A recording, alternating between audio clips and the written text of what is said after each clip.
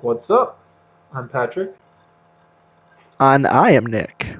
and this is Dialectic Chaos podcast number 4, Steaming Hot Black Metal Pie, which is so named because we were just talking about pie before the stream started. I had some pie with my dinner tonight, and it was a delightful cherry crumb pie, and it just made me so Oh, happy. cherry crumb. You didn't mention So it was cherry crumb, like graham cracker type it cherry? was. Oh, that's the way to do it. Oh yeah, it Normal was pie a crusts, stupendous pie, normal pie crusts are okay, but graham cracker crusts are far superior. By far the superior and it crust. was of that. It was that variety, and I purchased it from Donaldson's Farm in Mansfield, New Jersey. If you're interested. I think probably my favorite pie would be like Kentucky Derby or something like that, just something stupid sweet. But What's a Kentucky Derby pie? I believe that it's like chocolate and molasses and like brown sugar. That's out there. Yeah. That's out there. I'll stick to my lemon custard pies and my cherry pies Yeah, it's or like a chocolate pecan pudding. pie without the pecan, to be honest, and with chocolate. That's what a Kentucky Derby pie is. Um, I also really like key lime pie. Cherry's Well, you can't probably go wrong. Yes, cherry's probably my favorite of like the classic fruit pies, though. I think apple pie is kind of overrated. It's pretty good, but But an apple crumb pie, an yeah, apple yeah. crumb pie is a step above. If you get a Anyway, regular apple pie crust, Okay, let's talk about black well, metal yes, though. let's talk about. Let's not get too sidetracked by the pie. um, Oh God, so, such is life. yeah, we thought we would take a moment to start talking about genres we're actually more into rather than new metal and usually the Yeah, power we need metal. to build our street cred. Yes, We need to build our street cred now. by street cred he means like basement dweller cred. We need to prove that we are actually metal elitists because we spent the last 2 episodes talking about New metal bands and that power metal. now there's nothing wrong with power metal. I will No, stand by that strongly. no, I don't think there's anything wrong with power metal, but it's Just definitely some not of it can my be kind of forte. cringy. It's definitely not my forte personally. I haven't established, scenarios where I'm more a fish in water, more in my element. You know what I'm saying? But Yeah, but we didn't want to just talk about like the greatest black metal albums of all time or anything like that because that would be because honestly a little it's just an boring. hour on Storm of the Lightsbane. In the night side eclipse, but Those are the top two. well, I would disagree. But let's not get into that right now. We're supposed to actually not be talking about that, but rather be talking about um, the best albums of recent years.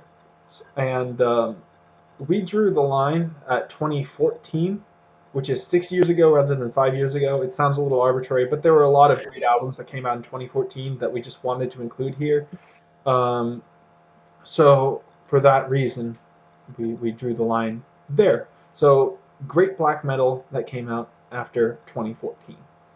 Stuff that's So relatively do we new. want to go album by album or do we want to go chronologically?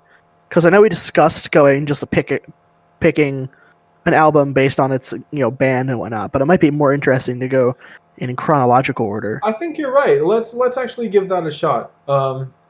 Yeah, So let's we'll go in start in chronological order. 2014. Except for our a little self promotion plug.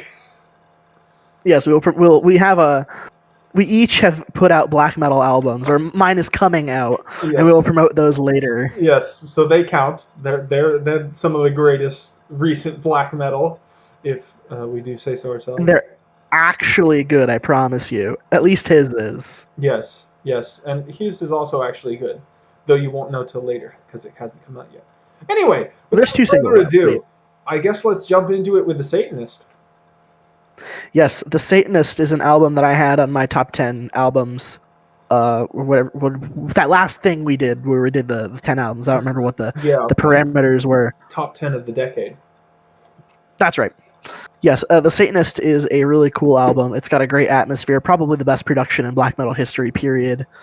And it's got the cashmere black metal and "Oh Father, Oh Satan, Oh Son." Oh, Father, oh Satan, oh Son is epic. I'm going to go ahead and say that the Satanist is a just solid black metal album. It is very up there in terms of production.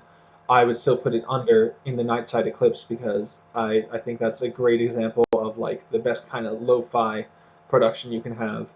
Um, But if you're but looking for objective quality out of a production, though, because the lo-fi production is generally strictly black metal, I was kind of referring to in the world of music in general. The Satanists' production knocks everything else out of the water until you get to like Gojira. I mean, you could say that, but that's sort of I don't know. That's treating its production by a standard that doesn't exactly always apply to black metal. Now, it does have great Yeah, production. exactly. It has great production classically, and does great production classically in a way that works for black metal. But the thing I gotta say is, um, as great as that production is, and as unique as that is, I think the music is pretty good. It's pretty good, and the I production like it a lot more enhances than it. he does. Yes. Um, I think that there are some moments where it just, I feel like there's unfulfilled potential in a lot of the songs, where it feels like it could be leading up to something, it could go all sorts of different places, and it doesn't. It just sort of leaves it with like this one melody or this one catchy chorus even. Um, but It's definitely a good jumping in point for black metal, I think. If you want that to is try true. the genre, it's a great like starting place, for someone who's maybe into Melodeath or Gothenburg metal or that type of thing, and you want to try delving into black metal. I think it's a great place to start. I kind of wish I had started with something like the Satanist over where Yeah. I kind of jumped in, where I fell in first wave of black metal with like Celtic Frost and then Storm of the Light's Bane. So, But this is a bit ironic, isn't it? We were starting about how we need to be more elitist, but we're starting with the Satanist. Not a probably the very most mainstream elitist. black metal album. Yeah, yeah, the like one of the most mainstream black metal albums there is. And With that in mind, let's talk about Nothing But the Whole. yes, with that in mind, let's get a little more obscure here, a little more elitist. Nothing but the whole. Now that is a great album. That was in my honorable mentions only because I had a different Emptiness album, which is less black metal, in my top 10. So I couldn't put it in with This one's the other better. one. He thinks this one's better. It's more metal. The other one is uh, like a mix of metal and like gothic rock and post punk. Um, Not really my jam. yeah, it's more mellow. Nothing but the whole is almost as good. They're just different. But nothing but the whole is a very strange album. It's It's an adventure. yes, its cover is appropriately evocative. It's got this weird like distorted face with like four eyes only because like of some kind of distortion in the image. There's these sort of whispered growls and um, all sorts of ambient effects, and it goes a lot of different places. Like Guitar is very airy too. yes, but like what is it called, The Burning Man or something like that? Like in the middle of the album where it suddenly gets like Yeah. very groovy and bluesy, but also super loud, and then like the weird psychedelic guitar things going on in the middle of it. It's just yeah, it's all over the place. It's very strange. It's not like anything I've heard before, and it's creepy. It's really creepy stuff. And the title track is fantastic. The title track is excellent. I think Lowland is the best on that album. Yeah. The final song. That's definitely the best. Um, but yeah, nothing but the whole. It's a little hard to describe, but it's creepy. It's ambient. It's experimental. It goes a lot of different places. Um, and if you happen to be a fan of Thomas Ligotti, it's the musical equivalent of his literature.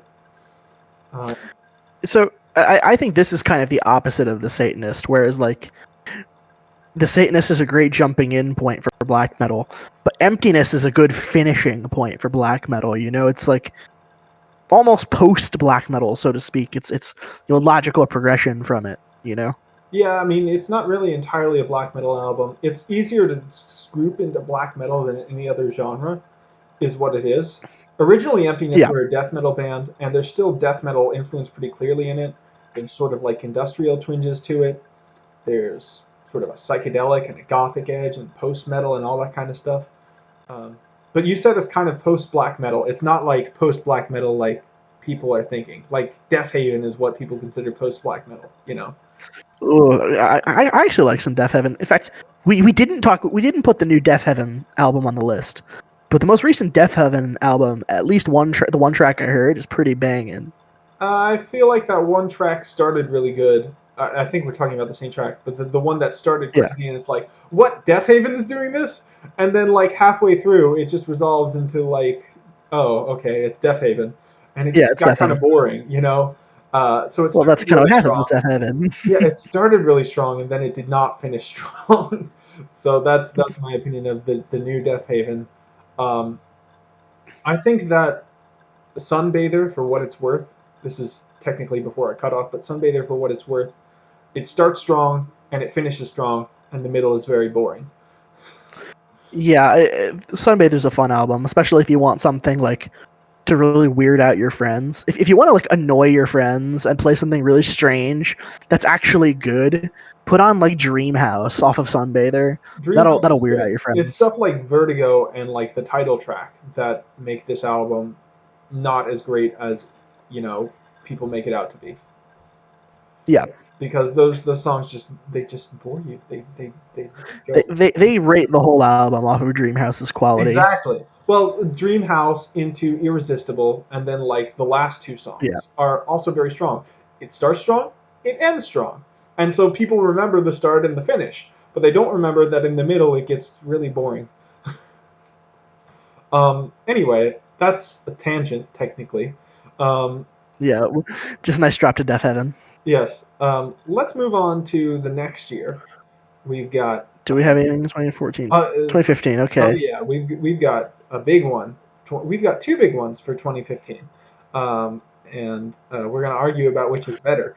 I uh, don't know about that. you don't know about that? Would you agree that Batushka is the better of the two? No. Okay, then we're gonna argue Patricia about puts on which a is better better. live show. We're gonna So argue so about which we're is gonna better then. so in 2015 we've got Liturgia or whatever the hell it's pronounced by Batushka, and Exercises in Futility by Megla. I think that's how you pronounce that. And Yes. those are probably, I think that they're going to be the two biggest players in black metal moving forward because those albums are so strong. Yeah, these are really well regarded. They came out the same year, and they're very similar actually when you get right down to it. They're both faceless bands. And honestly, that's kind of the direction I'd like to see black metal go. I think only so many bands can do corpse paint. hmm I really think going the faceless route is the way to go if you're in black metal. If I ever do perform with my black metal act, I think that's the route I would take. Oh, But and also they're both from Poland. yes, and they both play a sort of very massive sounding, relatively simple and melodic um, black metal. Um, Yeah, they're wall of sound type of bands. yes, both of them with simple, memorable melodies. But I think that Batishka just pulls it off a lot better. They have some turns that So, I'm not expecting, and of course they have the element of the orthodox chants, which I think enhance it, give it a solid image to ground it in.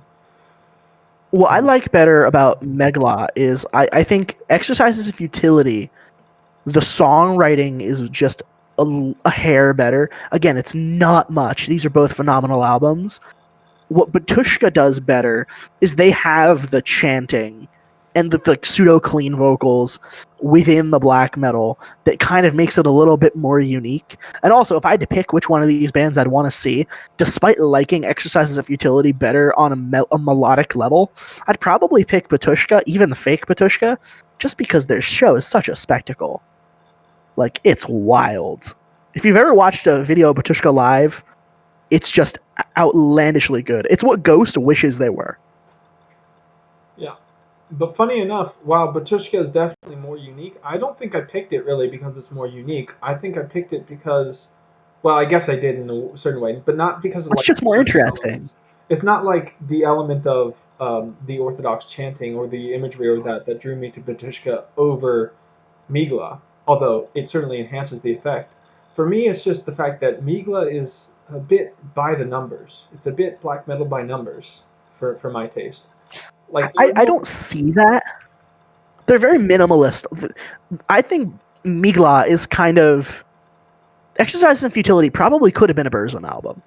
Yeah, overall, They're not really Batushka is, you know. but it doesn't have any of the force behind it though. Like one of the things about Burzum albums is there's first of all there's Varg's vocals, which initially you don't like because they're crazy, and then later you come to like because they're crazy. It sounds way out there. Um, yeah, it's absolutely nuts. And the synth element to it is very strong. I honestly, um, probably my second favorite Burzum track is Tom Het, Emptiness, and Handsome Resty is also really good. And the synths incorporate well with the music. They drag out their minimalism, or Burzum drags out its minimalism more, and they're just a lot more memorable, interesting, sort of simplistic melodies. Well, For me. I'm not saying Migla is better than Burzum. I'm saying Migla is kind of the spiritual successor to strictly the musical side to Burzum. It's You know. in that vein. It's in that vein, but it strips away so And many of the things that make Burzum unique. well, they Um, had to be their own thing. They couldn't just copy Burzum. You but know. it feels like they're not their own thing. It feels like they're kind of just any band, the every band. I don't really see that. I mean, their melodies are significantly above average, especially Exercise One. Well, anyway, we I don't think we can go on forever about this because we do need to keep going. We've still got what 5 more years to cover. Yeah, So, and, this is true. We do have more years to cover. yeah. So, why don't we talk about Before we move 20? on, is there anything else in 2015? Was there? I don't think so. Yeah, 2016 though. That Okay, so 2016 it is. yes, 2016 had three albums. I think all three of these albums that we're going to talk about are albums that I had suggested, or originally my friend Miles, who's also the drummer of Necrourgica, suggested Rituals by Rotting Christ. Um, and you've heard that one so far, right? I actually re-listened to this album today because I really liked it. Yeah, it's very enjoyable. Yeah, It's it's kind of like extremely Behemoth meets Patushka. yeah, that's a pretty accurate way of describing it. With a lot of extra languages and even more simplistic than either of those. They're a Greek band, but they speak French in one of the songs. Yeah, yeah. I mean, Rotting Christ have been around forever. They're the biggest name in Greek black metal, and Greek black metal is a major scene. But with this new stuff, I don't know. They stripped it down in an incredible amount. Like there's so many riffs that are just like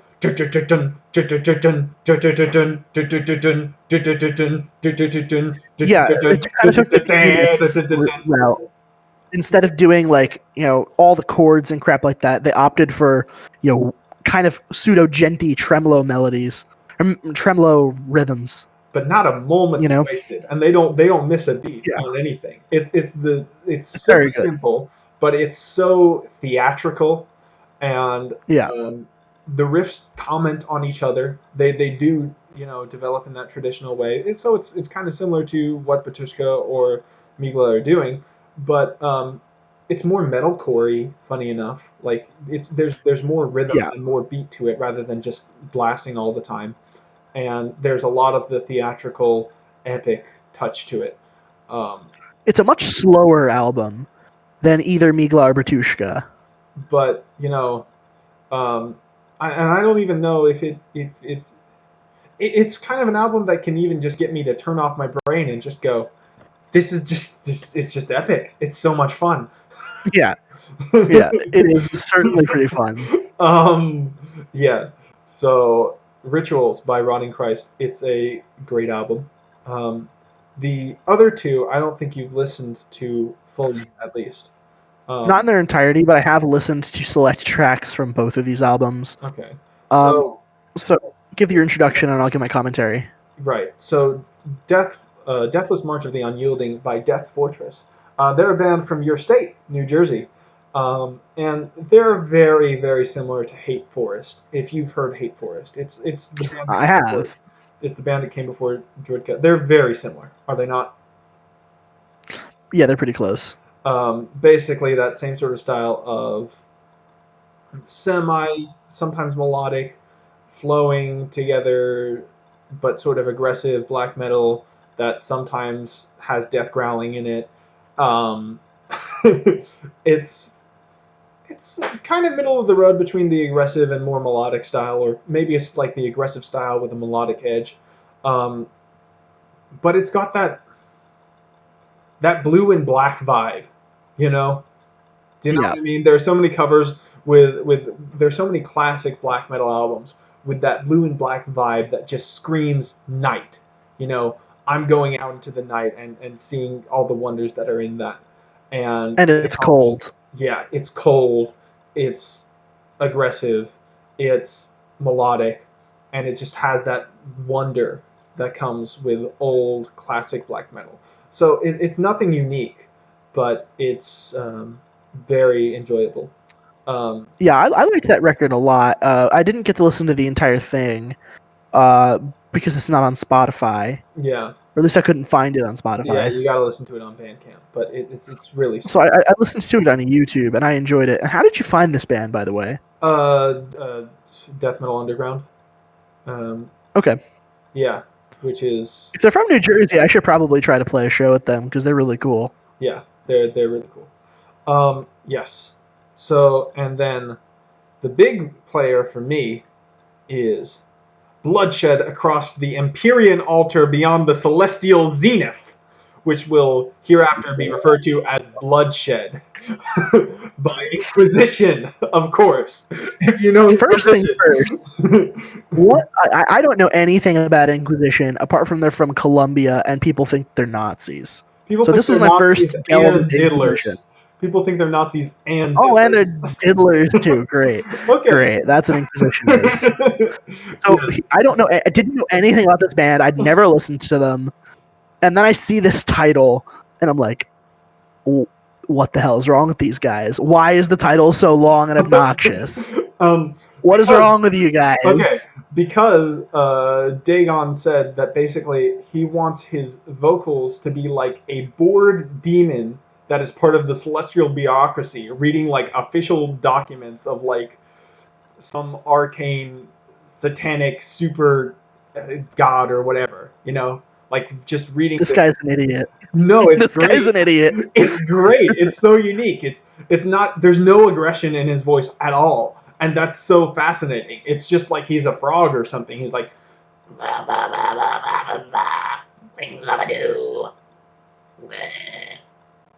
it's not. It's inhuman, is what it is. You know, it's just so alien that it's fascinating, and Yeah, the music has a unique style of like full range riffing, lots of bends, a no lot of bass.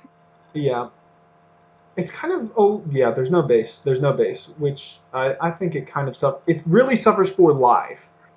On the record, it They sounds need fine. a bass. On the They need a record, it sounds bass. fine. But um, it's got a lot of it's hard to call it prog or not prog because it's very simple but it's very weird. Like a lot of these riffs, they just have such weird timing. Um, yeah, I hear this band a lot like Immortal. I think they're very similar to Immortal. And it's a similar reason why I don't think they appeal to me. There's just something about their melodies that don't rub me the right way. they're definitely more And similar to Immortal than like any band I can think of, but they've got a unique twist to it. Um, sure, I think they're a little more interesting than Immortal, but again, this album really didn't impress me to be honest with you guys. It was okay. well, that's really I interesting. think But yeah, it's really weird to me that yeah, I you don't don't know what it like is about Immortal. Inquisition. They just never Well, impressed me. And it's such a cool name. they do sound like Immortal, and I don't know what it is that you don't like about So yeah. Immortal, but I love Immortal. It doesn't make sense to me that you don't like Immortal, but you don't. And given that you don't like Immortal, I guess it makes sense that you wouldn't like Inquisition because Inquisition are immortal with several twists. They're more demonic, they're more inhumane, they're weird, they have this cosmic vibe, they've got all the bending and weird time signature riffs sometimes, and they've got a very like brutally simplistic approach to it. Um, but ultimately, like when you come down to it, it's more similar to Immortal than anything else that you can think of, except maybe Suffering Hour, but that's like a death metal band that took a lot of influence from Inquisition. Um, but anyway, that concludes 2016, which is a year of mostly stuff that I'm really into. Let's see what we got for 2017. Oh no, you put Further from the Gray in 2017. It didn't come out in 2017. That's a mistake. That's what the Bandcamp page says. Well, my Bandcamp page is wrong. Metalum says 2016, and Metalum is correct. I put it out in summer of 2016, which it was probably it was released on Dullist in 2017. So if you're looking at the Dullist um, Bandcamp, that would explain why it's 2017. But my album, Necrogica, came out in 2016. But we'll leave that for the end. We'll leave that for the end. Yes. 2017, then I don't think has anything. So the we don't have anything else for 2017, right? Yeah, we don't have anything for 2017. So 20, 2017 was a shitty year for black metal. Guess so. Guess so. I can't really think of anything that's that great from 2017. It got me thinking of something that Yeah, totally I couldn't think of any albums in 2017. It got me thinking of something I totally forgot to name drop in 2014. Godless Arrogance by Samath. It's solid. It's not actually better than pretty much anything we've mentioned, but it's got this extremely aggressive style.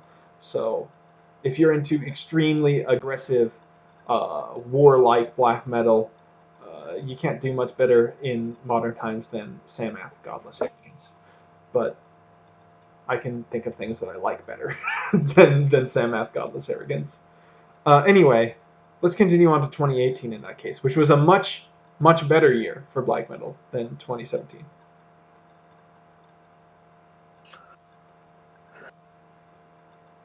You there, Nick?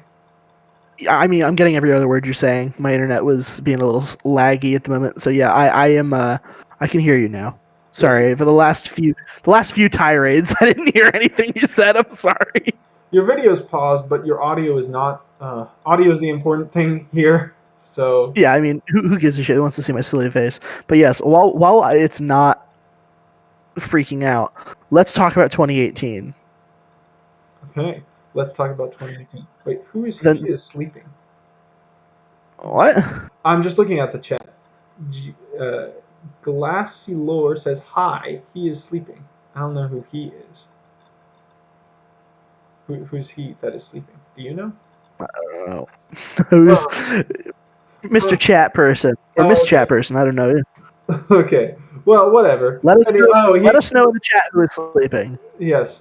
Let us know in the chat who is doing the sleeping. So let's begin. 2018, A Mark of the Necrogram by Necrophobic, an album you somehow slept on. I just didn't even know it existed. I don't think. You showed me Necrophobic too. Yes, but I didn't know that they had a new album from 2018, Mark of the Necrogram. So That was really good. yes, it's great. I heard it yesterday. It was even better than I'd expect for Necrophobic, and I have high expectations for Necrophobic. Yeah. It's my favorite of their albums, actually. It very well could be. I need to listen to it more because this was dropped on me yesterday, so I only got to listen to it once. But it was really, really awesome. Kind of like this. I just was listening to it and I was like, this is my kind of album. This is exactly Yeah, what I look for in a black metal album. It's got that mix of me too, actually. just evil and melodic. It's got moments that are atmospheric. It's got moments that are more thrashy and like take you out of it. It just Necrophobic also have this style of riffing that's unique to them. It's like almost a classed up version of what Slayer is doing, less chromatic and more, you know, scalar, more following melodies. That's funny because they're named after a Slayer song. Right, but in a very evil way. Um, and this style's very much influenced like the way I riff in a lot of ways. So Necrophobic are kind of a big influence on me. I should have worn my Necrophobic shirt to this. That's what I should have done. I'm quite the fan of Necrophobic as well. They're one of my favorite of the more melodic black metal bands. And this particular album, I just have always felt was their strongest. It's such a face hitting type of album. Black / So death metal because early Necrophobic is death metal, and I think they've lapsed into it in other moments. And they're great as a black and death metal band. They're the best black and death metal band when they play death metal. yeah, I would say that. And yeah. So yeah, unless you have anything to add, let's move on. To Craft. Yes, let's move on to Craft. 2018 is unequivocally the best of these years. For Probably. yeah, like definitely 2018 is the best of recent years for black metal because Craft. Even if it were just Mark of the Necrogram and Craft, it probably would be. But we've got more stuff coming after that. Yeah. Craft. You've been sleeping on this. I have recommended Craft to you like 8 times or something. I just thought the name was stupid, to be honest with you. I didn't want to listen to a band called Craft. That's a dumb name. Then just some. Then I just listened to it and I'm like, oh, this is really good. Yeah. You'd like to swap the names of Inquisition and Craft. Absolutely. If Craft was Inquisition, that'd be so much better. But Craft is fantastic. Craft is what Darkthrone wants to be when they grow up. I am not ashamed to admit. I am not ashamed to admit that I prefer Craft to Darkthrone. I like both. I think Darkthrone has some pretty damn good riffs. They do. I'm not trying to diss Darkthrone. Darkthrone is great. They're just my least favorite of like the big 5, so to speak. Like the major 5 Norwegian black metal bands. I mean by that Emperor, Burzum, Mayhem, Immortal, and Darkthrone. In case that wasn't clear, that's what I think of as the big 5 of like Norwegian black metal. Well, that is the case. Yes, but Craft is the second best Swedish band. You're putting them second after. I would say Sacramentum are better than. Maybe not. See, Sacramentum's got the one album and the EP. Sacramentum's not who I was talking about. I was talking about Dissection. I know you're putting Dissection first, but I'm asking after that, Is it Sacramentum or Craft? I don't put Dissection first. Craft. It is Dissection, Craft, Sacramentum. Okay. I mean, Necrophobic are also Swedish, by the way. Yes, this should be the big 4 of Swedish black metal. Yes, and Dissection is the epitome of black metal. It's funny because if you're calling the big 4 of Swedish black metal, it's one of these things is not like the other. One of these things doesn't belong because Craft is not like Dissection, Sacramentum, or Necrophobic. They are significantly different, but they're very cool. They're very cool. If I were to describe Craft in a single word, it is menacing. Yeah, that's pretty accurate. Craft sounds extremely like misanthropic. It takes that misanthropic and hateful element of black metal to its extreme. And it sounds very straightforward, but if you play guitar, for instance, you know that they're doing very weird stuff all the time. And they put it together in a very unique way that keeps every song fresh while being extremely dark and menacing. So it's got everything you can ask for in like a non-melodic, harsh black metal band. It's got a unique atmosphere, which is almost kind of urban, like very modernistic. It's not that like go into the wilderness black metal type thing. Like you can listen to Craft in like the middle of a crowded city and it just feels appropriate. And it's got aggression, it's got atmosphere, it's got lots of weird twists and turns, a lot of energy. Yeah, it's got everything you can want. It's a good record. In an aggressive black metal. Did we even say the name of the album? Oh yes, we were just talking about crap. The album is White Noise and Black Metal. That's the album they Which came is out another with. thing that turned me off of it, because that's a stupid album name. Kind of, yes. So, Kraft, you guys are good and you guys are intimidating. Please make your album titles more intimidating. Have Like, you make the seen album. Hoodwinked? Have you seen Hoodwinked? No? Okay, there's this moment where the evil villain is talking to all of his henchmen in Hoodwinked, and which is like basically a Shrek type movie, but for Little Red Riding Hood. Um, Hmm. and there's this moment where the evil villain is talking to all his henchmen, and he's saying, "Goyle, do this. Blah blah blah, do this." And then he talks to Keith, and he says, "And Keith, change your name, please. It's not a scary name. Oh, watch out for Keith." That's how you feel about Kraft. Okay, that is how I feel about Kraft. They're so good. They're so good, but their name is stupid and their album title is stupid. They should be called, like, Fetus Eater. That's stupid. Honestly, I don't mind Kraft. It's vague. What does it mean? The craft of We're gonna destroying build the things. universe. We're gonna be crafting. Oh, we have a nice craft. So come to our craft workshop. We'll make baskets and we'll teach you basket weaving and painting and pottery. Yeah, make the pottery here, craft. Oh, by the way, By the way, this song is called "I Want to Commit Murder." That's an actual song on Void by Kraft. It's just "I Want to I Commit haven't heard that one yet. Murder." It's really good, Oh, surprisingly. great. Uh, um, but yeah, um, and I could actually tell what he was saying just because it. He says it so many times over and over again, and it's with this weird rhythmic pattern. It's "I want to commit murder." But like it's in all these different contexts. Anyway, that's not on an album. That's not on White Noise and Black Metal. But White Noise and Black Metal is amazing. Anyway, we've been ranting for like 10 minutes about Kraft, and we're still in 2018 because you know what else came out in 2018? Well, I guess I'll let you take this one. Devouring Radiant Light. Devouring Radiant Light by Skeleton Witch.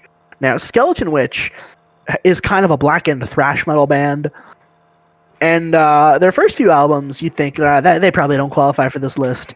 But this album was a real step forward for them. And there was kind of like an indication that they were moving this way with the EP that came out before it, the Apothic Gloom. But this album is very different than anything Skeleton Witch has done. It doesn't have their logo on it. It's just this very evil looking black metal cover, and it's just this wild ride of a black metal record, and it just does everything that is black metal very, very well. You know, it starts strong with the Fan of Shadows, and it just stays strong the whole way through. It's got some moments where it's a little thrashier, like they'll do a song like Temple of the Sun, which could easily fit in a Warbringer album if you change the vocals. But you don't mind, because then they do a song like The Vault, which, by the way, is in a major key. It's kind of like this happy melody, but it's somehow still stupid evil. And I think that's kind of the whole idea of the album, because again, it's devouring radiant light. So it's kind of, talking about the frighteningness that comes with, more positive elements. Hmm. Whereas it's not so in your face with Satan, devils, the forest, eyes, Norway. Oh, and they're American, which is cool. Yes. I don't think US BM is any worse than any other country's BM. I don't know why that perception exists, but The European people seem to not listen to any American black metal. well, there's a lot of good United States black metal out there. But in Both any of us. case, yeah, I can't comment on Skeleton Witch because I've only heard like a couple tracks that you were playing like in the car with me, and their first album, which you say is no good, and I would agree is basically no good. Yeah, I'm not crazy with their first. I think when they changed their vocalist, which a lot of Skeleton Witch fans actually disagree with me on this, I think when they changed their vocalist, that's when they really became good. Yeah, I've been meaning to get around to listen to more Skeleton Witch, but you added it too late onto the list of things that we needed to do, and I just didn't get a Yeah, chance. this album in particular, though, I'd highly recommend, and it's got your favorite word in it. One of their songs is called "The Fen of Shadows," It's not my and favorite word. Patrick has an affinity for. And this comes from a D&D game we were playing. He was DMing, and he kept describing this one place that was a fen, and he mentioned it like 8 or 9 times Yes, a but do you know session. what makes it a Gotta fen go to the rather than a? fens. Do you know what And makes it a then he fen? described what a fen was. But do you know what makes Every time, without fail. it? But do you know what makes Yes, it it's a fen? alkaline, not acidic. He had to Yeah. describe what a fen was. Yeah, So it if you're is wondering, a alkaline, not fen, acidic. It's and it is a swamp that is alkaline, not acidic. There you go. technically, I think a swamp is just any wetland with trees. What distinguishes a fen from a bog is that a bog is acidic and a fen is alkali. I believe that's the case. Somebody who's Sure. like Who knows about them swamps? it's not a swamp, it's a wetland. They're no different. Swamp is a subtype of wetland. Yes, all fens are pretty much swamps, my dude. No, it's not. It's not a swamp if it doesn't have trees. Okay. Sure. Well, anyway, The Fen of Shadows is a great track. It's the first track in the record. However, my pick from that record is the track The Vault. I just think Witchlight Fens is a really cool name. It's a really cool I know you do. thing. I know you do. All right, let's move on from Swamp Talk. Let's talk about Sorcier de Glace. Is this like the Oh third time no, we brought up Sorcier de we're going to the end already. Talk about the South African band first, because Sorcier de Glace is unequivocally that's got to be the best of 2018. Okay, yes. So I forgot to mention Demogorgoth Satanum. Demogorgoth Satanum is a South African black metal band, and they've received some notoriety for being the only actually black metal band in South Africa. And a couple of publications did little videos on them, and it's surprisingly really good. Mm-hmm. They've got they only have EPs. They don't have a full length album out yet, and they have a couple of singles. It's on Bandcamp. And most of what they've put out is pretty good. The EP I put on here, because we're doing albums, not singles, Becoming, has 2 very strong tracks on it, and then they did 2 rehearsal tapes, which I found to be less appealing. But the 2 songs that are on this record are very, very strong. It sounds like exactly what you'd get out of a really strong Norwegian band. They're less melodic, I would say. More generally, they're a very aggressive side band. They're more like Kraft than Migla. Mm-hmm. But Okay. these guys have a lot. I'd really like to hear more from this band. A full length album would be welcomed. Especially, it's really cool because it's not really known for its black metal. Mm-hmm. Uh, Man, that reminded me. There's always so much, and we can never research enough. But that reminded me that Ayat, a Lebanese black metal band, which is exactly as dangerous as it sounds, um, have released a new album, which I didn't get a chance to listen to, but their album before it is really I good. actually listened to the album before it. I didn't much care for it. I listened to a track from the new album, and I thought it was pretty alright. Mhm. Well, I'll just I have to liked listen to their that newer more. work. I will have to listen to their new album more, but I figured I should at least give them a name drop because I have so much respect and love for that first album, 6 Years of I do Dormant not Hatred. envy AAT for having to be a black metal band in Lebanon. Yes, I do not They envy should them. move. They should move. I really appreciate their music though. It's war metal really. It's Yeah, very hyper aggressive, sort of punkish, but they've got really sort of industrial feeling drums. Um, it's a little straightforward most of the time, but it's got a few yeah, atmospheric twists and turns in it. And I think it's just very effective at being aggressive. Um, yeah. but that's not the album that's recent. They have a recent album. Maybe it's good. I'll have to try it out. Um, I liked it better than their other album. and it came out in 2017. So there's our 2017 album. There we go. And just to double back on Demogroth Satanum, just give them a shot because they're an up and coming band out of a place where there's not a huge metal scene that has really broken out of anywhere. And it'd be really cool if we can get more bands coming out of that area Yeah. because it would different lifestyles give different ideas and different ideas yield different music. Have you heard Crack Dust? So what is that? Crack Dust is a death metal band from Botswana, and I don't know I about the that quality of. sounds right up my alley. Yeah. I love I love Botswana. Something about that country I just love. So Well, I will listen to Botswana's that as soon as we're done here. basically like in terms of development, it's like the best country in Africa, like because they've had a functioning democracy for decades, and so as a result, they've got like a better GDP than any sub-Saharan African country and like much higher human development index. The only like huge problem is they've got a lot of AIDS, but like there's none of the civil war stuff and like people can actually live a decent life and all that kind of stuff. I Do they think have a racism problem? I don't think so because I think it's like mostly black. I think there's actually no. There's some amount of white people, but there's no. I don't think there's like been It's not like apartheid apartheid or recently. anything like that. No, because they've had like a functioning democracy like under the same constitution and the same model for years and years. So yeah, Good on Botswana. I think that metal bands are actually one of the best measurements of like how nice it is to live in a country, because at once they measure like two things. Like they measure economic development in terms of like having the topic is out of my grammar. I can understand. You keep talking. I can hear. I wonder who this is in the chat. But anyway, yes, I think that um,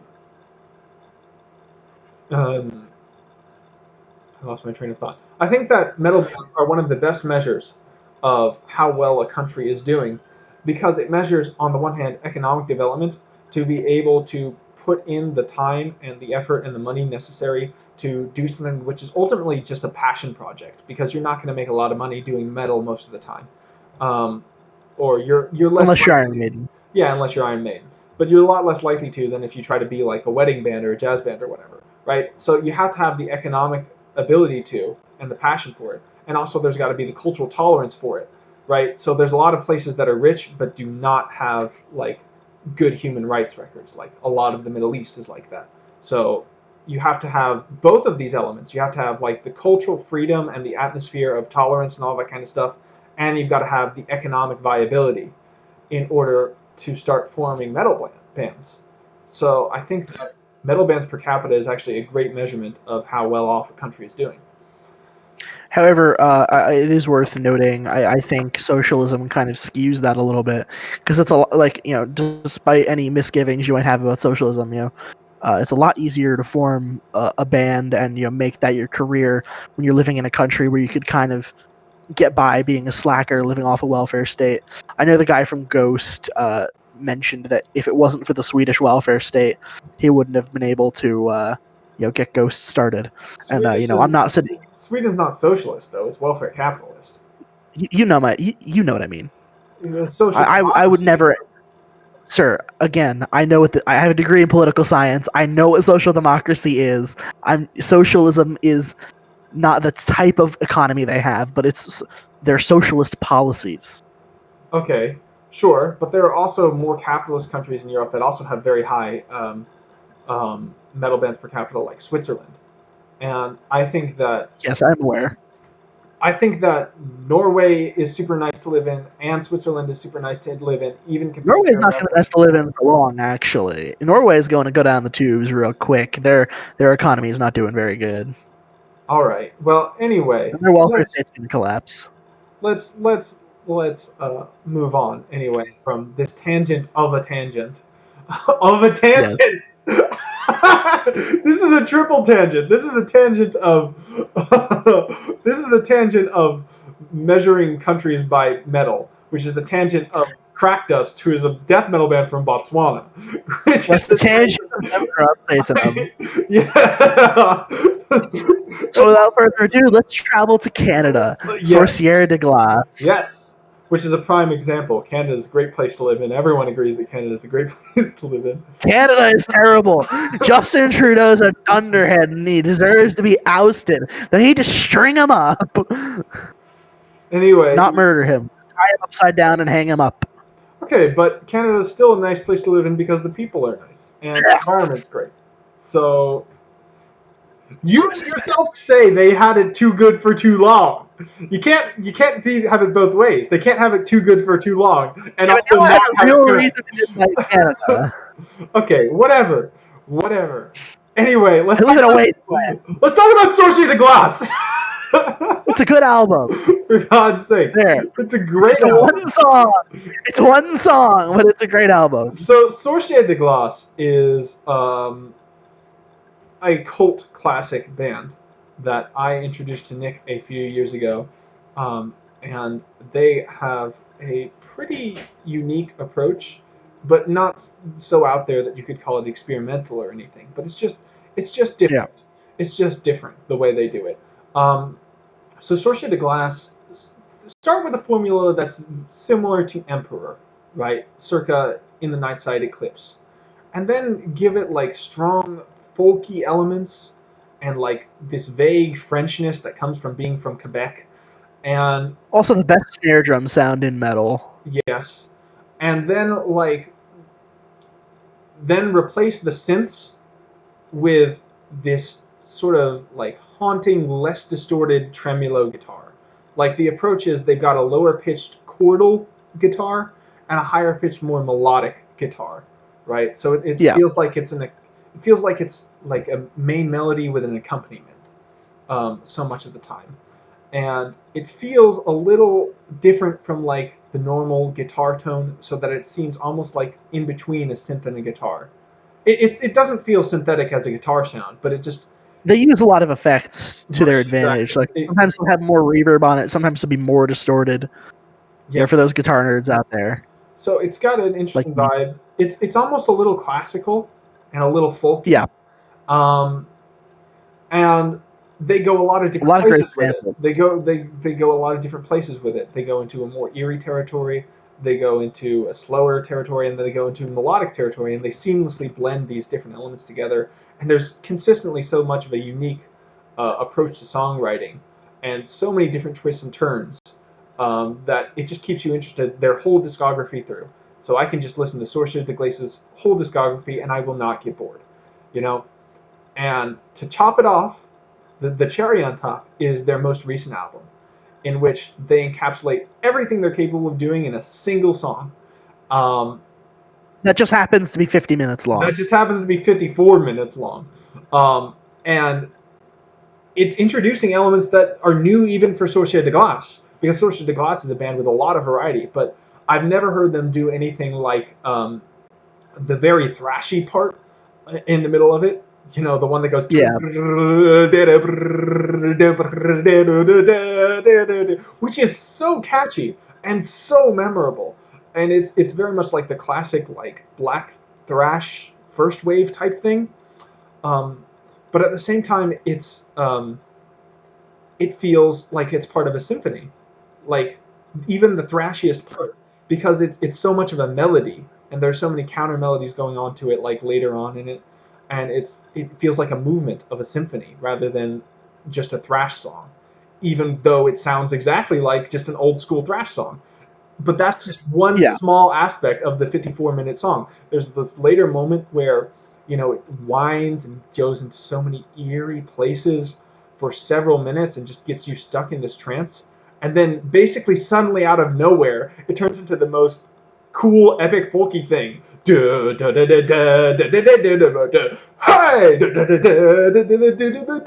And this is just perfect because it takes you out of this, like, you're getting into a dark trance and you're in a very dark place, and then it pulls you out of it and like just brings the more the most folky, happy side of black metal that you have. So it always keeps it fresh. And but its ultimate strongest suit are just like the haunting melodies in it, you know. You remember that moment in Sorcier de Glace where like there's just these faint, like very very faint, extremely high pitched tremolo melodies going on over top acoustic guitars. It feels like it's almost just the reverb that's playing rather than Yeah, the distortion, and there's and whispering in the background, bewitching, haunting, stuff like that. It's just it's great. It's a great album. it's kind of a shame that they're not really a hugely well-known band because, honestly, they're doing a lot of better things than a lot of the folks in Europe are doing. Just to be blunt, like of most of the albums on this list, if I had to rank them, Sorcerer de Glace's self-titled album probably is number one or number two as It's about number one the for way me, of quality definitely. goes. It's definitely number one It, for it, me. I'd have to really think about it, but I think this album is probably the one of the best things to have come out of black metal in a long time. Yeah, yeah. Maybe even since In the Nightside Eclipse or Storm of the Lightsbane. So And it's such it's kind of a shame that it's such a rare listen. it's It's a difficult listen because again it's so long. and it's such a monument to their career, though. You know, like Yeah, they started their first album came out in 1998, Snowland, which you good should give a album. listen to too, but you should listen to the re-recording of it because I have listened to Snow. the initial production of Snowland is not good. I know The re-recording is the way to go. yeah, the re-recording is absolutely the way to go, and Sorcier de Glace have not decayed with age at all. Every album is different No. and has a unique vibe, within it, and they've gone so many places. But it takes real guts to 20 years into your career say, now it's time for the self-titled, which is going to be a single track, and Yeah, right. add into it the territory you haven't even gone to when you've been so many different places as a band, and yet there's still a decipherable, unique Sorcier de Glace feel. They're going to so many different places, and yet it always feels like them. You know, Yeah, so Sorcier de and again, Glace. their snare drum. Oh, I want their snare drum. So I think Sorcier de Glace and Kraft together are the two best bands in black metal right now. Inquisition also, that's probably third. So for me, it's Sorcier de Glace, Kraft, Inquisition, and like Batushka. Not just in terms of albums, but in terms of bands that are consistently putting out the best stuff. Pushing the limits. Um, Well, as far as consistently putting out the best stuff, like I think Sorcerer de Glace are Sorcerer de really Glace. all that are doing. They're doing it more and better than anyone else They're such as far as overachievers. consistently putting out good Although you, stuff. you haven't heard all of Kraft's discography because you've been sleeping on them. Kraft are I have not heard all of Craft's discography. Kraft is True. extremely consistent. Kraft is extremely consistent. Yeah, every Kraft album is great. So very much like Sorcerer de Glace, but Sorcerer de Glace overall trumps Kraft because they can. I I just think that it's more ambitious to have a band that gets pretty sometimes, and it's just going to affect Yeah, me on a deeper level if you can have haunting melodies than if it's aggressive all the time. yeah. I think that's Sorcerer de Glace is definitely way more appealing than Craft to your average fan. Which is funny because I think Kraft is bigger than Sorcier de Glace. Probably, I would say so. I I think think it really has to do with the fact that they're kind of hindered from being from Canada. Yeah, and also the fact that they could never perform live because they are a two piece, like Necrourgica is a two piece. Well, they could totally have just found some other guys to play with Yeah, them. that's true. I'll move to Hey, Canada and come on. join Associated Glass. I um, would seriously. I would if Sorcerer de Glace if you're out there. He plays bass and I play guitar. So if you guys need a second guitarist and a bass player, we're your guys. great stuff. Anyway, yes, let's move on from Associated Glass. Um, So to 2019. we've got Um, two albums. Let's start with the Hollowed Mass. You talk about this because yes. I didn't listen to it. Um, So I don't know how I found this band. So the album's The Hollowed Mass by Denial of God, and I've known about this band since like I was in like early high school. I have no clue how I found them. And they were like, they had an album out in like 2012, and it kind of sucked. Like, it was so generic of a black metal album. But they put this one out in 2019, and it actually was pretty damn good. I would say it's like, it's not, it's towards the bottom of these albums as far as quality goes, but it's still pretty strong. And again, for being a band out of Denmark, there's not much in the way of black metal coming out of there that I can think of. So these guys are it's cool that they're doing something pretty good out of here. Again, it's an album I listened to twice. I haven't given it too much thought, but it's a pretty good record and worth a listen. All right, is that all you got to say? Yeah, and then we've got Demon Or Diamond by Mayhem. by Mayhem. Yes, Mayhem's newest album. Yes, you are more enthusiastic about this album than I am. Not that I dislike it or anything, but I'll let you start. I really like Mayhem. Yeah, so Mayhem kind of, people don't really like a lot of things that came after De Mysteriis Dom Satanas. Euronymous was kind of the main guy. Chimera. What? Chimera is fucking great. Well, I agree with you. I like all of Mayhem's work, dude. I even like what the hell is that one called? A Grand Declaration of War. I even like that album. Not so much. I even like. I like. Hold on. One of Mayhem's best songs is off that album. We'll get to that in a minute. But either way, people really did. People liked Wolf's Lair Abyss, which was the EP leading up to A Grand Declaration of War, and then Grand Declaration of War came out, and they're like, "Oh shit, this is terrible." Except for Tu Daemonion, or whatever the hell you pronounce that song. Mm-hmm. So people kind of slept on Mayhem ever since, and but really since the album that followed A Grand Declaration of War, they've been pretty strong. Esoteric Warfare was a little disappointing, but this was really not. This is their two new guitar players, Telok and Ghoul, doing a really good job at writing music for the band to play. Attila's vocals shine. Necro Butcher does a great job on the bass in this record. I think Falsified and Hated could have been off of De Mysteriis Dom Satanas, to be honest with you. It really embodies like the old funeral fog type of idea that Mayhem had. And there's even a really killer guitar solo on this album. And you'd be like, a guitar solo?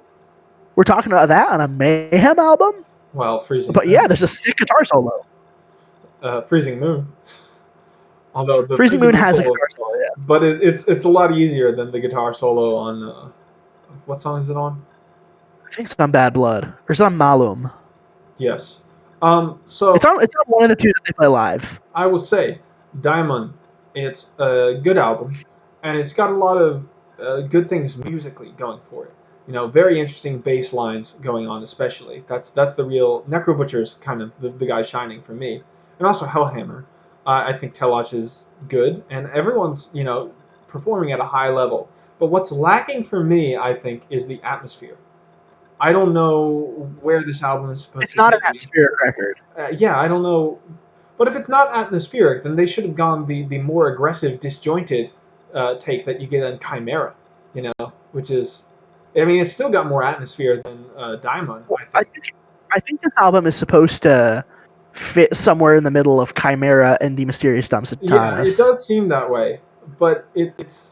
Frankly, I love all three of the albums, so... But it's not as crazy and musically fascinating and never dull as Chimera, but it doesn't have the atmosphere of De Mysteriis Dom Satanas. So I don't think it's I think it's a good album. It's listenable, yeah. But I don't think it really speaks to me at the level that you would need for it to be a great album. Because it's missing that atmosphere. I look at albums a little differently than you do, to me, I think this album is made to play live. Like they intentionally made this record as, okay, Ordo Ad Chaos and Esoteric Warfare were very atmospheric, pretty proggy albums. So let's just say fuck all of that, and let's make an album with a bunch of tracks we can throw in our live set, and that will be mainstays in our set list forever. I can't imagine a world where Mayhem doesn't play Falsified and Hated, Bad Blood, and Malum. I can't imagine a Mayhem concert where they don't play those 3 songs, I can. unless they're just playing Yes. D Mysterious Dumb Yeah, Katana. yeah, that's what I was going to say. They've already done that. They've already done that twice. I've seen them do that twice. Well, that was the same tour. They just visited New York twice. They did New York twice on the same tour, like a year later? Yes. Okay, that's cool. But anyway, the first time they did it was better. The second time was also good. You didn't see them the first time they came around and did. I did not. Mysterious. It was better, which is crazy to you, I guess, because it was really good the second time. I had a lot of fun. Yeah, I really like Mayhem, dude. Yeah, Mayhem's really good, but yeah, and I can totally see where you're coming from. I even had that thought while I was listening to it. I was like, the only thing this feels like is Mayhem's live show. And I love Mayhem's live show. You are more of an albums guy. For me, I'm a live show guy. I don't really care so much about albums. I care more about set lists and a show. To me, I like the whole performance aspect. So when I listen to a song, a lot more often than not, I'm thinking, how would this translate to a live set, and can I envision seeing this live? And all of the songs I referred to, those 3 tracks in particular, which I think are the standouts, there are other songs on that album that are clearly not meant to be played live, including the first 2 singles, Hopeless Abomination and A Dying False King. Those 2 songs were like, okay, these are going to be the leftovers from Esoteric Warfare, but they're better than Esoteric Warfare. Yeah, Esoteric Warfare is not so great. I like some songs on it. And Miles likes that album, apparently. I know he's mentioned that to me before. Huh. There's some... I might just be putting words in his mouth, so... I know he's mentioned that in my presence. Oh, speaking of things Miles likes, I asked him for his top 5, and I just want to drop it now. Belphegor is in his top 5, and the reason I didn't include it is not because I don't think the new Belphegor Totem Ritual, I think, isn't good. I think it's not black metal. It's so death metal with a few black metal elements, but it's worth a listen. So Miles, yeah, I would never consider them as a black metal band. They're a black and death metal band, sure, but they're strongly on the death metal side of it, Yeah. But continuing on, yeah, that's definitely a personal difference between you and me. You are a live person, and I am a studio person overall. And I really, yeah. I don't get me wrong, I enjoy Mayhem's show, but they're almost, it takes that much for me to enjoy a live show. For me to really get into a live show, you have to be at the level of like Mayhem, which is Mayhem's live show is kind of weird though, because I think they're still trying to figure out what their set list is supposed to look like, because they're slowly but surely trying to bring songs from like Chimera and A Grand Declaration of War and Wolf's Lair Abyss into their live set, because they've just relied so heavily on the Death Crush EP and De Mysteriis Dom Satanas for so long. Now that they've proven, hey, look, we can make songs without Euronymous. What about these ones we did with Blasphemer that were actually pretty good? I want to hear them play Dark Night of the Soul live. They are playing that on their current tour. Ooh. No. It goes in and out, though. They'll play either that or Whore, I think, which is my favorite song. Whore is great. Whore is my favorite track. I think my favorite's probably Dark Night of the Soul. It's a great track. What I want to hear them play is Illuminate, Eliminate off of Ordo Ad Chaos. They'll never do it, I think. I've never heard Order Ad Chaos. It's the last one with Blasphemer and the first new one with Attila. Attila, best Mayhem vocalist, hands down. Just saying. I prefer Dead, but I respect Attila. Attila's got a lot more range than Dead. You got to respect him for that. He's just as good of a performer too. He's just as good of a performer, I would say, but I just ultimately like the sound of Dead's voice better. It's the classic, it's the most classic black metal voice that you can find Yeah, but these days, of course. every black metal band's doing something like that. Attila's just like, fuck that, I'm gonna do whatever the hell I want. Yes, every black metal's doing something like that now because of Dead. Yeah. It's the original. It's the classic. Um, Yeah, I get you. and it's just so solid and aggressive. It's not unique like Attila. Attila's got a really unique voice, and mad respect to him for that. I don't dislike that. I really like that. I think it's one of the greater aspects of Mayhem. But Dead pulls off the original classic black metal sound in the most perfect way. It's Yeah. so dry and aggressive. You know, but yeah. I'll take Attila's range. He just has those haunting little clean bits he put in there, Oh yeah. like the out of tune operatic vocals that'll And just like you'll hear his voice breaking in there. It's like, oh, it's so weird. and also like the most golem moments in it, like in Funeral Fuck. Every time this it's like the first time I heard that, I was like, "Jeez, what? How am I supposed to listen to this?" It's like Golem or something like that. But now I He's got can't get such a enough of it. crazy voice. He's got a great Yeah, range. So, but I can respect you. You can respect me. They're both phenomenal of vocalists. course. They're both phenomenal vocalists. Um, so yeah, that I think concludes our discussion of the Diamond. Unless you have something else to say. No, I think we're good. Great album.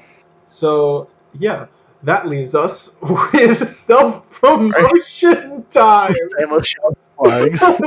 Yeah, I mean this is about the hottest black metal of the past few years. Well, you know who's making the hottest black metal of the past few years? Some of it, me. It's pretty decent. It's uh, pretty decent. yeah. So Necrourgica, Further from the Grave. How about you talk about me and I talk about you. So that way it's not Okay, self we can do that. promotion. It's Okay, so I to Necrourgica because of the production on one of his EPs was just so frightening, but the song was really good. He did this EP with a song called "Through the Tempest" on it, Yeah, that and EP the is the production Second is Agent just Phases. so frighteningly bad, Yeah, it's pretty but the terrible. song is so good. And I'm just like, I can't get enough of that stupid melody. And I actually played bass with Necrourgica once in a show, and I still to this day will sometimes just, if my guitar is ever in drop D, I'll just play through that stupid little riff. So that one, yes, that one. So, but Further from the Gray is a really interesting record because, you know, knowing the guy who wrote it and understanding what's going on in his head kind of expands my perception of the record because it gives me some preconceived notions. But if you were looking at that record, I don't think you'd see the happy little jolly man sitting next to me in the screen.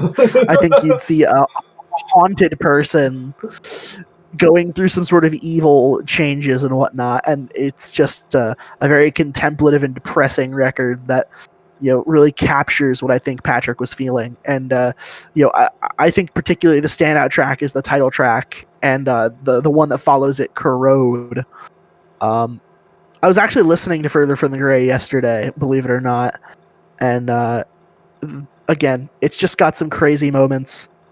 The one thing I will say about Patrick's songwriting is sometimes he will just put something in there and it'll be like, what the hell's going on there? Then it'll be something else and it's like, what the hell's going on there? And then you have to think about it, like, how do those two things go together? But if you stop to think about it, it will pay off. So that's that. His songs are really complicated though. So if anyone ever wants to join his band, good luck. Because I had to do it once and it was hard. Yeah, yeah, it's pretty complicated stuff, and the stuff I'm writing now is even much more complicated. I just have a weird. It's not.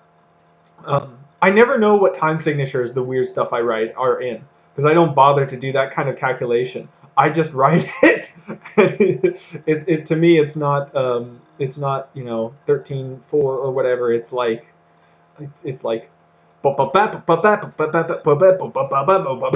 you know. I just think about the all note Yeah. beats. and the structures are weird.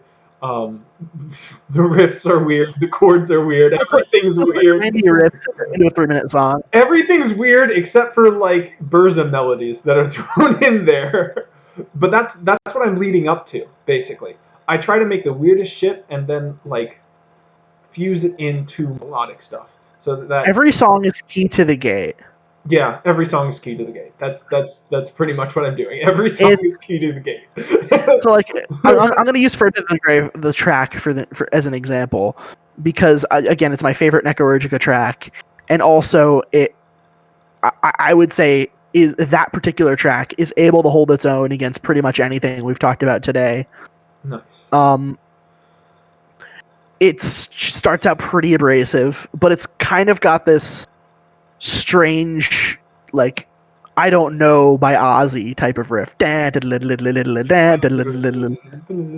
like very, very not what you'd expect from a black metal band, but it's somehow still more gross. And it's got all these weird like kind of riff, like that very Bathory, like yeah, very Yes. very Bathory. But then it's got these more beautiful sections. The section where he actually says the title of the track in particular sticks out to me. Oh yeah. It's a straightforward power chord progression, even, but just it gets you, It's man. die chords. I don't know if it counts as power chords, but it's like yeah, Yeah, yeah. it is very straightforward though. It's very sequential. Boom ba ba I'm just thinking boom about the way I ba played it on ba the bass, boom so ba ba boom ba ba ba ba ba. Yeah, that stuff. so yeah. If you like this type of music, I'd recommend giving Further From the Gray a shout. It's a good record, and Thank you. it's worth the download and worth the buy. Yes, thank So you. That pretty much sums it up. Every song is key to the gate, and it's me trying to work through some stuff, uh, using a lot of fantastic metaphors a lot of the time, but ultimately about trying to work through my feelings, trying to find hope in darker places. But now, Repentant. This is Nick's new single, yeah. and I don't think I think there's one new song that you have created that I haven't heard. I'm not sure, but So there, Repentant. there, there are two tracks on YouTube that you can hear right now, Huh. and there's a couple of tracks I've showed you just yourself. Right. Yeah. So I have heard more of it than probably anyone else except for maybe your other bandmates or something like that. I think And Brian's heard about as much as you have. right, and you of course, and Yeah. it's I mean to me it's very much melodic black metal, you know, in a classic melodic black metal style, um, and with a few twists, like for instance that weird you started what was it tapping? Yeah, you It was started tapping, doing but it was like three different guitars tapping in different places. yeah, you started doing a weird sci-fi tech death tapping in the middle of this song, which overall is like to me it sounds somewhat like Burzum overall and somewhat like Dissection. You know, it's got a mix of uh, it's like a very chordal type of music, right? Or Yeah. yeah, So the way I wrote most of the songs was I wrote out a bunch of dyads. yeah, Like I came up with some dyads, and then I did like what Sorcerer to Glass did. So there's the left and the right guitar, which are both playing similar chord based riffs, and sometimes the left is doing something different than the right, but it's usually they're doing the same thing. And then there will be a lead part that'll do something more melodic over top. right. And those dyads are actually a lot like the kind of style we were talking about in Further from the Gray. That like the melodic part of it, really. If you think about it, it's the that kind of thing. Um, but it's you know very well constructed, like very solid, flows together. The theme of it is like the savagery of nature, and that's why this EP that's coming up. I think it's an EP. It's gonna be a full length Oh, album, it's going to be a actually. full length album. I thought was it originally going to be an EP or and you expanded it? No, it's gonna be a full length Oh, album. okay. It's gonna be full. So yeah, this full It's gonna length be a album, short album. Verdant Death, is the theme of it is like the savagery of nature, the beautiful savagery of nature in its own way, I suppose, because it's got all that melodic elements into it.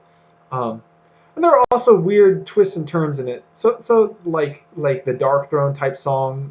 What is it? Something about a troll. Oh yeah, yeah. There's a song called "Norwegian Troll" that was the Yes. first single, and that track is about fighting a troll in Norway, And and it's that totally troll is actually unrepresentative. yeah, it's very different than the rest of the album. However, that song is kind of a troll in itself because you know it's actually about Abath. Which is also a troll because it sounds like Dark Throne. It's about me wanting to fight Abath. He'll come armed. You know, Like he'll have his weird axe and like the spikes. You don't want to just randomly run up to Abath. Although you've got arms too. Abath You'll just have a Jason mask and like fencing equipment, and you'll and a fight. sword. Yes, and you'll fight Abath wearing his like with his axe and a wizard hat. Okay, now I see why you want to fight Abath. Yep. Oh, No, yeah, Norwegian Troll is a fun track. winner gets a slice It's of cherry pie. it's a simple track. However, it's definitely not representative of the rest of it. The other song that we have out there is "Where Things Go to Die," which is much more representative of the album as a whole. It's the final track, and it's kind of the big finale, and it also features for you who actually have heard me sing before. It features a familiar vocal technique which I use in Mind Razor. Yes, I kind of go into my he's got some good go on. clean vocals that he can rely on, and your black metal vocals have really improved for this. Yeah, You can hear it throughout the record. Like you'll be able to tell from listening to it. You'll know which songs are recorded earlier first versus later. because the earlier songs have so much more distortion on the vocals than the later songs do. Like by the Norwegian Troll was the most recent song I've recorded, Mhm. and you can actually understand every word I'm saying. Whereas on When Magic Fails, which is the first track I recorded, it's pretty much just drowned in distortion and reverb. Yeah, to try to make it more passable, but you're finally Yeah. getting it. Also, there's like a Sun O intro track that is just a ripoff of Sun O, and I'm Oh yeah, man. not a huge fan of that, but it's out there, so I thought I'd mention it. Don't forget my Heil Odin tribute. Oh yeah, he does have a Heil Odin tribute. Which Heil Odin are you tributing? Both of them, man. The next album will have Heil Terra Sire. Heil Odin Sire. Heil Odin Sire. If you don't know what that is, Varg has put out 2 songs, both entitled Heil Odin. One of them is Heil Odin, one of them is Heil Odin Sire. Sire. Whatever the hell that means. Heil Odin Sire. And they're both equally silly. It is him just saying Heil Odin. With like a light instrumental background, like some sort of synthetic lute, and it'll be like ding, boom, boom, boom, boom, boom, boom. Yeah, or it's something pretty like that. great. He's just going, and he does a chorus Heil with himself, Odin. and it's like 8 Varg singing Heil Odin, Sire Odin. Heil Odin, Sire Odin, and then more Vargs come in and they join and they say Heil Odin.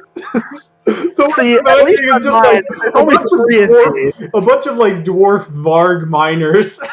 Like, and they're all going Yeah. to the mine singing Heil Odin, Sire Odin, Heil Odin. All of Varg's So, face, yeah. Santa Varg's face.